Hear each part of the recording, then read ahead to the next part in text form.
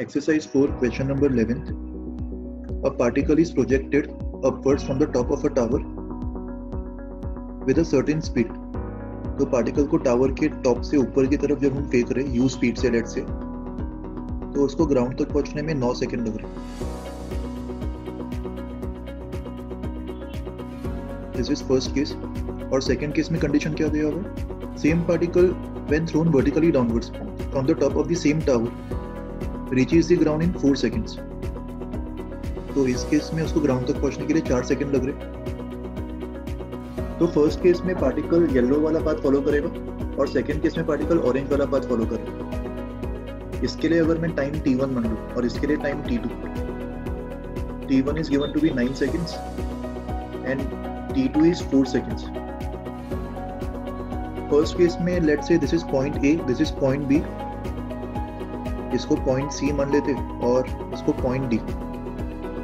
तो पार्टिकल को first case में A से D तक पहुंचने के लिए 9 सेकंड लग रहे हैं. और पार्टिकल जब पॉइंट C तक पहुंचेगा इस समय इसका स्पीड u हो जाएगा और C से D तक पार्टिकल का जो मोशन होगा एग्जैक्टली सेम मोशन इस ऑरेंज पाथ में भी C से D तक होगा. So we can say that C से D तक जो टाइम है that is 4 seconds. So A से C तक जो टाइम होगा उसको अपन 9 - 4 विच इज 5 सेकंड्स ये बोल सकते हैं. और A से C वाला जो मोशन है that is a simple motion of ground to ground. और ग्राउंड टू ग्राउंड मोशन के लिए जो टाइम ऑफ फ्लाइट होता है that is given by 2u/g. तो 2u/g को अपन 5 के इक्वल कर सकते हैं. इससे u की value 5 × 10/2 which is 25 metres per second ये आ जाएगी. इसको सॉल्व करने का एक और तरीका क्या होगा? Let's say this is particle 1 and this is particle 2. और अगर मैं डाउनवर्ड्स पॉजिटिव मान रहा हूँ, दोनों पार्टिकल्स के लिए y डायरेक्शन में सारे पैरामीटर्स नोट डाउन कर लो. पार्टिकल 1 के लिए इनिशियल स्पीड -u होगा क्योंकि उसको अपवर्ड्स फेंका हुआ है and as per our convention upwards is negative. Acceleration g downwards positive. Tower का हाइट h मान लो तो displacement h downwards plus h and time in this case is 9 seconds. This is for particle 1. वैसे ही particle 2 के लिए u positive होगा, बाकी सब कुछ same and time is 4 seconds. इन दोनों पे सेकेंड इक्वेशन लगा दो. You will get 2 equations and 2 unknowns u and h. उन दोनों इक्वेशन में से h को एलिमिनेट कर दो और u की वैल्यू फाइंड कर लो. उससे भी सेम आंसर आ जाएगा 25 मीटर्स पर सेकंड. ओके, अगला सवाल देखते हैं. Question number 12. A particle is projected from a horizontal ground with a speed of 20 metres per second. 20 metres per second की स्पीड से प्रोजेक्ट कर रहे at a certain angle. Angle given नहीं है तो इसको थीटा मान लेते. तो ये पार्टिकल का पाथ होगा parabolic path. It clears 2 vertical walls of equal heights 10 metres. तो यहाँ पे 2 वर्टिकल वॉल्स 10 मीटर्स हाइट का बना लेते. और जस्ट क्लियर करने का मतलब वो वॉल्स को जस्ट टच करते हुए जा रहा होगा. तो वॉल्स के टॉप्स को अगर मैं पॉइंट्स A और B मान लूँ, पॉइंट्स A और B दोनों पार्टिकल की ट्रेजेक्टरी पे लाई करेंगे. हाइट इज 10 मीटर्स और दोनों वॉल्स के बीच का जो डिस्टेंस है वो 20 मीटर्स गिवन है. Find the time taken by the particle to pass between the walls. तो पॉइंट A से पॉइंट B तक पार्टिकल को जो टाइम लग रहा होगा ये टाइम अपन को फाइंड करना है. So if you observe the journey from A to B in the x direction, x direction में A to B में वो कितना डिस्टेंस ट्रेवल कर रहा है? A to B की जर्नी में x डायरेक्शन में उसका डिस्प्लेसमेंट 20 होगा. Acceleration in the x direction is 0 and velocity in the x direction will be same throughout the journey and that should be equals to 20 cos theta. Horizontal direction में projectile का velocity कभी change नहीं होता और हमें time निकालना. तो इन सब के लिए अपन second equation apply कर सकते हैं. 20 equals to 20 cos theta into t plus half at square. वो term 0 हो जाएगा, 20 cancel हो जाएगा and t will come out to be equals to 1 upon cos theta. तो time from A to B निकालने के लिए अपन को cos थीटा निकालना होगा. We need to somehow find angle of projection. वो कैसे निकालेंगे? अभी तक अपन ने ये वाला इंफॉर्मेशन यूज नहीं किया. दोनों वॉल्स के बीच का जो डिस्टेंस है वो 20 मीटर्स है और वॉल्स का जो हाइट है वो 10 मीटर्स है, right? And we also know that point A और B दोनों इसके ट्रेजेक्टरी पे लाई कर रहे हैं. मतलब ये दोनों पॉइंट्स इसके इक्वेशन ऑफ ट्रेजेक्टरी को सेटिस्फाई करनी चाहिए. we know that equation of trajectory for any projectile is y equals to x tan theta minus gx square upon 2u square cos square theta. तो अगर मैं y को 10 put करूँ तो जिस भी पॉइंट्स पे y 10 होगा मुझे उन पॉइंट्स के x कोऑर्डिनेट्स मिल जाने चाहिए, और इस केस में ऐसे दो पॉइंट्स पॉसिबल है। पहले पॉइंट A का जो x कोऑर्डिनेट है वो ये होगा x1, और जो दूसरा पॉइंट B होगा उसका x कोऑर्डिनेट ये होगा x2, और यहाँ पे भी अपन को x में क्वाड्रेटिक मिलेगा जिसके दोनों सॉल्यूशंस x1 x2 अपन को मिल जाने चाहिए, राइट। तो y को 10 पुट कर देते और ये क्वाड्रेटिक को देख लेते कैसा क्वाड्रेटिक आ रहा है। g by 2u square cos square theta, ये x स्क्वायर का कोफिशिएंट है, minus tan theta times x, ये x का कोफिशिएंट, प्लस y की वैल्यू 10, दिस इज 0। ये अपना क्वाड्रेटिक इक्वेशन आ रहा है, और इस क्वाड्रेटिक इक्वेशन के रूट्स होने चाहिए x1 x2। We also know that the value of x2 minus x1 is 20, और दोनों साइड अगर अपन स्क्वायर कर दें तो x2 minus x1 का स्क्वायर विल बी 20 स्क्वायर। अच्छा, क्वाड्रेटिक में ये मैथमेटिकल मैनिपुलेशन काफी काम आएगा तुम्हें आगे भी। x2 minus x1 के होल स्क्वायर को अपन x1 plus x2 का square minus 4 times x1 x2 लिख सकते। This should be equals to 400। तो इसको सिंप्लीफाई करने पर क्या मिलेगा देखो, x1 plus x2 is the sum of the roots, और sum of the roots को upon minus b upon a लिख सकते हैं, tan थीटा अपॉन a मतलब g upon 2u square cos square theta, this is x1 plus x2 मतलब इसका whole square minus 4 times x1 x2 equals to 400। 4 times x1 x2 मतलब minus 4 times product of the roots x1 x2 कितना होगा, 10 upon g 2u square cos square theta, and this should be equals to 400। और यहाँ पे अपन को u की value पता है 20, तो ये जो इक्वेशन आ रहा है इसमें खाली थीटा एक अननोन है जिसको सॉल्व करके अपन को थीटा की वैल्यू मिल जाएगी, और थीटा मिल गया तो टाइम ऑफ फ्लाइट भी मिल जाएगा। So let's try to solve this equation. इस इक्वेशन को नए पेज में कॉपी कर लेते। Theta is unknown,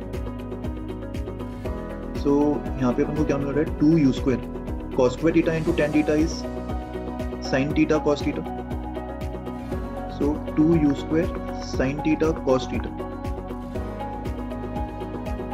upon g इस पूरे का square minus 40 upon G, 40 upon G is 4 into 2 is 8 U square cos square theta. 400 को भी एक्चुअल में अपन यू स्क्वायर लिख सकते हैं क्योंकि यू की वैल्यू 20 थी, तो यहाँ पे ये यू स्क्वायर कैंसिल हो रहा है, और इस स्क्वायर के अंदर भी जो एक सिंगल यू होगा वो कैंसिल हो जाएगा, right. And u by g is basically 20 upon 10, u by g will be 2 into 2 is 4 and 4 का whole square is 16, so this will be 16 sin square theta, sin square theta को 1 minus cos square theta लिख दो into cos square theta minus 8 cos square theta equals to 1, so this will give us 16 cos square theta minus 8 cos square theta which is 8 cos square theta minus 16 cos to the power 4 theta equals to 1। तो इसको rearrange करने पर अपन को 4 cos square theta minus 1 का whole square equals to 0 ये मिल जाएगा। So this will give us cos theta equals to 1/2। cos theta 1/2 मतलब रिक्वायर्ड आंसर क्या होगा,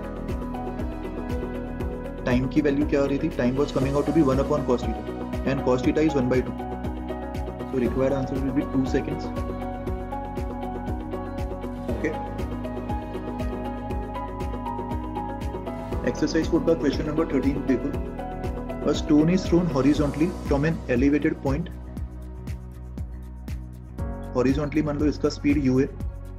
After 0.5 seconds, मान लो A से B तक 0.5 seconds लग रहा है उसको पहुंचने के लिए, तो 0.5 seconds के बाद point B पे इसका जो velocity होगा, अच्छा point B पे जो velocity होगा उसका horizontal component तो अपन u मान सकते और vertical component vy मान लो। the velocity at point B is 1.5 times the initial velocity. Point B पे net velocity का magnitude क्या होगा? वेक्टर के नॉलेज से अपन इसको u square plus vy square का अंडर रूट बोल सकते हैं. This velocity is 1.5 times the initial speed. 1.5 times u. दोनों साइड स्क्वायर कर दो. u square plus vy square equals to 2.25 times u square. 1.25 times u square equals to vy square. ये equation मिलेगा. अच्छा, vy कैसे निकालेंगे? vy फाइंड करने के लिए a से b तक y डायरेक्शन में अपन इक्वेशन अप्लाई कर सकते हैं. Assuming downwards positive. Initial velocity in the y direction is 0. Acceleration in the y direction 10 मान लो. And we want the final velocity vy. And we know time is 0.5 seconds. तो इस पे first equation apply कर दो. vy will come out to be equals to uy 0 plus ay into t. तो यहाँ से vy की वैल्यू 5 meters per second आ रही.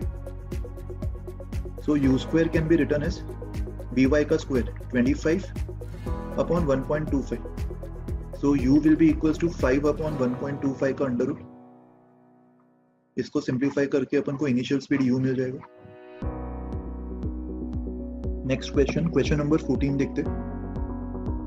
A relief aeroplane is flying horizontally at a constant height of 1960 meters. और उसका speed भी दिया हुआ है 600 किलोमीटर पर आवर. इसको SI में कन्वर्ट कर दो मीटर्स पर सेकेंड. कितना आएगा ये? 500 by 3 meters per second.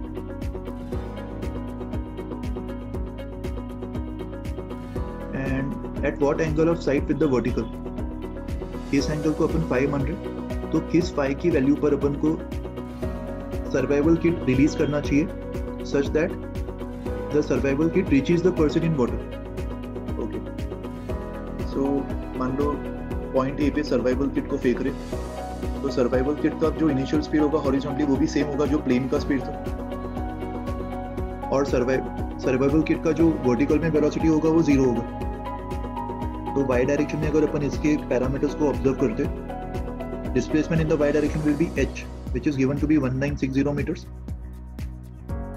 Acceleration in the y direction is g 9.8 meters per second square. और अगर मुझे टाइम निकालना कितने टाइम पे वो नीचे गिर रहा होगा, उसके लिए अपन सेकेंड इक्वेशन यूज कर सकते हैं. h equals to half gt square. तो time of fall 2h by g हो जाएगा. y डायरेक्शन में अगर इनिशियल वेलोसिटी 0 आ रहा है तो you can just directly apply this formula for time of flight 2h by g का under root.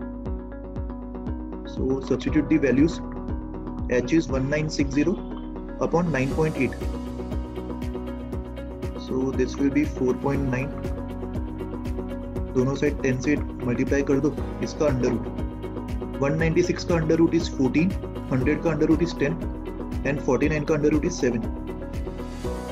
So time of fall will come out to be 20 seconds. अच्छा, 20 seconds में horizontally कितना distance travel किया है वैसे?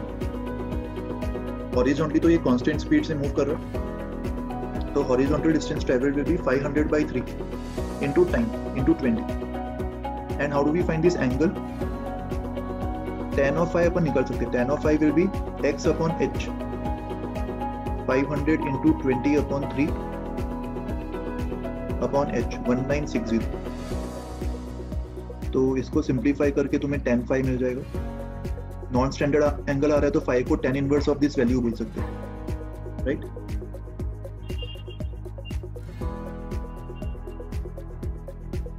Question number 15. Even in this question, an airplane is flying at a constant vertical height of 1960 meters and constant horizontal velocity of 100 meters. When it is vertically above a point M, point M से जब वो vertically ऊपर था, उसने एक bomb को drop किया, तो बॉम्ब का भी horizontal speed same होगा. So bomb will follow this parabolic path. It reaches the ground at point N. Calculate the time taken. अच्छा, टाइम टेकन को वापस अपन 2h by g का अंडर रूट बोल सकते हैं और h की वैल्यू एक्जैक्टली सेम है जो प्रीवियस क्वेश्चन में थी, तो इसका आंसर भी 20 सेकेंड्स आ जाएगा. And find the distance mn. Distance mn ये कितना होगा? Horizontal speed into time of fall. So this will be 2000 meters. Okay. For question number 16. Show that a bullet fired from a gun on a horizontal ground will attain 3 times the maximum height when elevated at an angle of 60 degrees with the horizontal. तो first case में अगर theta 160 degrees है तो maximum height कितना होगा, u square sine square 60 upon 2g. Sign square 60 is 3/4, तो 3/4 times u square upon 2g. और second case में angle of elevation is 30 degrees. Angle of projection 30 degrees होगा सेकेंड केस में. तो इस केस में मैक्सिमम हाइट कितना होगा, u square sine square 30 upon 2g. Sign square 30 is 1/4, तो ये 1/4 times u square by 2g आ जाएगा. तो दोनों हाइट्स का जो रेशियो होगा h1 अपॉन h2 ये 3 आ जाएगा. यही अपन को प्रूव करना है पहले केस में.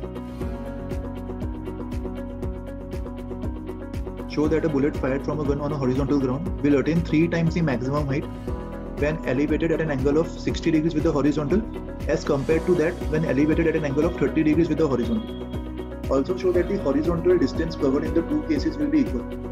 Both these are complementary angles और complementary angles के लिए range same होता है. तो second part भी अपन easily prove कर सकते हैं. Horizontal distance will be same in both the cases. And obviously इस पूरे equation में अपन assume कर रहे हैं कि दोनों केस में u same होगा. That is the initial speed of projection, right? Question number 17. Two balls are projected from the same point on the horizontal ground at angles of projection 60 and 30 degrees to the horizontal respectively. और इन दोनों angles of projection के लिए they are attaining the same height. तो different angles के लिए भी अगर same height achieve कर रहे हैं तो definitely speeds भी अलग रहे होंगे. We want to find the ratio of their speeds of projection. तो speeds of projection u1 u2 मान लेते. तो फर्स्ट केस में मैक्सिमम हाइट कितना होगा, u1 u square sine square theta by 2g. तो u1 square sine square 60 by 2g should be equals to u2 square sine square 30 by 2g. 2g cancel हो जाएगा और यहाँ से u1 square upon u2 square sine square 30 upon sine square 60 आ जाएगा which is 1/3. So ratio of their speeds will be equals to 1/√3. ये पहले part का आंसर होगा. सेकेंड पार्ट में क्या पूछा है, if now they are projected with the new speeds, what is the ratio of their speeds of projection if they attain the same horizontal range? अच्छा, second case में अगर मैं इसको 60 और 30 से प्रोजेक्ट कर रहा हूँ तो हॉरिजॉन्टल रेंज सेम कब होगा, 60 and 30 are the complementary angles. तो सेम हॉरिजॉन्टल रेंज के लिए स्पीड भी सेम होना चाहिए. तो सेकेंड केस में तो रेशियो 1 आ जाएगा, right? For complementary angles, if the speeds are same, the range will also be same. अगला सवाल देखते हैं. Question number 18. A batsman hits a pitched ball at a height of 4 feet above the ground, so that the ball leaves the bat at an angle of 45 degrees with the horizontal. तो मान लो ये ball का release point है 45 degrees with the horizontal और ground से ये height अपन को 4 feet दिया हुआ. सब कुछ फीट में ही दिया हुआ है तो कन्वर्ट करने की जरूरत नहीं. तो ये ग्राउंड लेवल मान लेते. ग्राउंड लेवल से 4 फीट ऊपर ये बॉल को हिट किया गया. ये बॉल प्रोजेक्टाइल मोशन परफॉर्म करेगा और यहाँ आके ग्राउंड पे हिट कर जाएगा. इसका हॉरिजॉन्टल रेंज दिया हुआ है, मतलब ये वाला जो डिस्टेंस है ये इसका हॉरिजॉन्टल रेंज होगा. ये 350 फीट गिवन है. The ball approaches a 24 feet high vertical fence. एक फेंस है यहाँ पे जिसका डिस्टेंस दिया हुआ है 320 feet from the batsman. Batsman इस वाले पोजीशन पे था तो यहाँ से 320 फीट की दूरी पर एक वर्टिकल फेंस है और वर्टिकल फेंस का हाइट दिया हुआ है 24 फीट. तो ये इसका ये फेंस मान लेते and this height is 24 feet.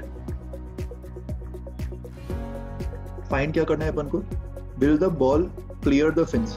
अच्छा, तो फेंस का जो अपन ने डायग्राम बनाया ये एक्चुअली फेंस ऊपर भी हो सकता था. यही अपन को वेरीफाई करना कि बॉल फेंस को हिट करेगा या वो फेंस को क्लियर कर लेगा. ठीक है, तो अज्यूम कर लेते कि फेंस का जो हाइट है वो 24 फीट है and we need to verify whether the ball will clear और नॉट. तो कैसे सॉल्व करेंगे इसको. देखो, ऐसे सवालों में अपन इक्वेशन ऑफ ट्रैजेक्टरी को यूज में ले सकते हैं. What is the equation of trajectory, y equals to x tan theta minus g x square upon 2u square cos square theta, right. अच्छा, यहाँ पे फेंस का जो टॉप मोस्ट पॉइंट होगा वो इसके ट्रेजेक्ट्री पे लाई करना कंपलसरी नहीं है, अपन को वही वेरीफाई करना। वो ट्रेजेक्ट्री से ऊपर भी हो सकता है और नीचे भी हो सकता है। So what we need to verify is that when x का value is 320 feet, we can take the origin as the point of projection. Point A को अपन ओरिजिन मान लेते हैं 0,0। तो जब x की वैल्यू 320 फीट होगी जहाँ पे फेंस है, उस समय जो बॉल का ट्रेजेक्ट्री होगा उसका हाइट अपन को वेरीफाई करना है फेंस से ज्यादा होगा कि नहीं। तो x की वैल्यू जब 320 फीट होगी उस समय अगर बॉल का हाइट फेंस की हाइट से ज्यादा आ गया मतलब वो फेंस को क्लियर कर देगा, और अगर हाइट कम आ गया मतलब वो फेंस को हिट करेगा, क्लियर नहीं कर पाएगा, right. So if I assume this to be the fence, ये लेंथ को अगर मैं 24 फीट मान लूं, तो ओरिजिन के लेवल से उसका जो हाइट होगा ये कितना होगा? Origin itself is 4 feet above the ground और ये height 24 feet above the ground दिया होगा। तो ओरिजिन के लेवल से ये जो हाइट होगा दैट विल बी 20 फीट। तो फेंस के टॉप का जो y कोऑर्डिनेट होगा वो 20 फीट होगा, राइट। बट यहाँ पे अपन को इनिशियल स्पीड नहीं पता, लेकिन हमें इसका रेंज पता है 350। We know that coordinates of this point, इस पॉइंट को पॉइंट बी मान लेते हैं। इस पॉइंट का जो कोऑर्डिनेट्स है वो 350, -4 होगा, और ये पॉइंट इसके ट्रेजेक्ट्री पे लाई कर रहा होगा। That means it should satisfy the equation of trajectory. तो यहाँ पे y को -4 पुट कर दो और x को 350। tan थीटा मतलब tan 45 will be 1 minus g x square, g into 350 का square upon 2u square, u square is unknown, into cos square 45 is half. तो ये कैंसिल हो जाएगा। इसको सॉल्व करने पर अपन को u की वैल्यू मिल जाएगी g इंटू 350 का square upon u square equals to 350 plus 4 which is 354। तो यहाँ से u स्क्वायर कितना आ रहा है? 350 का square upon 354 into g. This is the value of u square that we are getting. Now we need to check the value of y for the ball when x is 320. और अगर y की value 20 से ज्यादा आ गई मतलब वो fence को clear कर जाएगा, और y की वैल्यू अगर 20 से कम आ गई मतलब वो फेंस को हिट करेगा, right. So put x equals to 320 now in the given equation, and now we also know the value of u square. ये u square की वैल्यू यूज कर सकते हैं। तो y कितना होगा? x की वैल्यू 320 पुट कर दो, 320 into 1045 which is 1 minus g into 320 का square upon 2 cos square theta तो 1 होगा upon u square, and u square is 350 का स्क्वायर इंटू g अपॉन 354। तो ये g भी कैंसिल हो रहा है and we are getting the value of y as 320 minus 320 का स्क्वायर अपॉन 350 का स्क्वायर। 320 कॉमन ले लो तो अंदर क्या बचेगा? 1 माइनस 320 इंटू 354 अपॉन 350 का स्क्वायर। इसको कैलकुलेट कर लेते कितना आ रहा है ये। इसकी वैल्यू अप्रोक्सीमेटली 24.1 आ रही है, and 24.1 is greater than 20। That means the ball will easily clear the fence. ये अपन ने प्रूव कर दिया, राइट। क्वेश्चन नंबर 19 देखते हैं। A particle is projected from a point on the ground with velocity of 5√5 meters per second, and angle of projection is given to be tan inverse of 0.5. मतलब tan of alpha will be 1/2. It strikes at point C on a fixed smooth plane AB having an inclination of 37 degrees with horizontal as shown in the figure. ये वाला distance भी 10/3 given है. We have to find the coordinates of point C in reference to the coordinate system shown in the figure. मतलब इसको origin मानते हुए C का coordinates क्या होगा ये अपन को find करना है. तो C का coordinates अगर अपन x, y मान ले, x, y, point C is lying on the trajectory, so it should again satisfy the equation of trajectory. Y equals to x tan alpha minus gx square upon 2u square cos square alpha. अच्छा, tan alpha पता है अपन को, तो cos alpha कितना होगा? 2 upon under root of 1 square plus 2 square, 2 upon root 5. ये cos alpha होगा, but इस इक्वेशन में y और x ये दोनों अननोन्स है, तो अपन को किसी तरह एक और इक्वेशन लिखना होगा. Okay, we know that this angle is 37 degrees और ये x होगा, c का x कोऑर्डिनेट, और ये y होगा. तो अगर अपन ये वाले लेंथ को L मान ले, ये वाले लेंथ को L मान ले, तो ये वाला जो लेंथ है इसको अपन L cos 37 लिख सकते और y को L sin 37, राइट. तो c का जो x कोऑर्डिनेट होगा उसको अपन 10/3 प्लस L cos 37 लिख सकते and y coordinate is L sin 37. Now we only have one unknown L, और x और y की ये दोनों वैल्यूज यहाँ पे डाल दो और x और y की वैल्यूज सब्स्टिट्यूट करने पर हमें L में इक्वेशन मिल जाएगा. We will get a quadratic in L. उसको सॉल्व करके अपन को L की वैल्यू मिल जाएगी और L मिल गया तो x और y दोनों मिल जाएंगे, right. Last question, question number 20. A train is moving along a straight line with a constant acceleration a. A boy standing in the train throws a ball with a speed of 10 meters per second at an angle of elevation of 60 degrees. तो ball का speed 10 meters per second दिया हुआ है और angle of elevation is 60 degrees. The boy has to move forward by 1.15 meters inside the train to catch the ball back at the initial height. मतलब ये ball जब point A से release किया गया होगा, ये वापस पॉइंट बी पे कितने डिस्टेंस के बाद आएगा?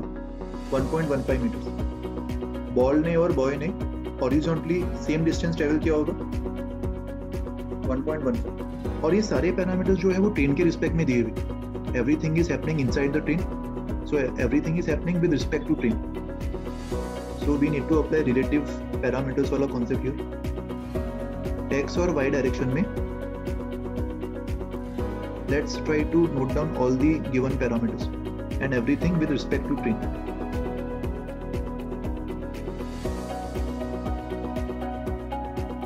एक्स डायरेक्शन में इसका इनिशियल वेलोसिटी कितना होगा ट्रेन के रिस्पेक्ट में? 10 मीटर्स पर सेकेंड भी उसका स्पीड ट्रेन के रिस्पेक्ट में होगा,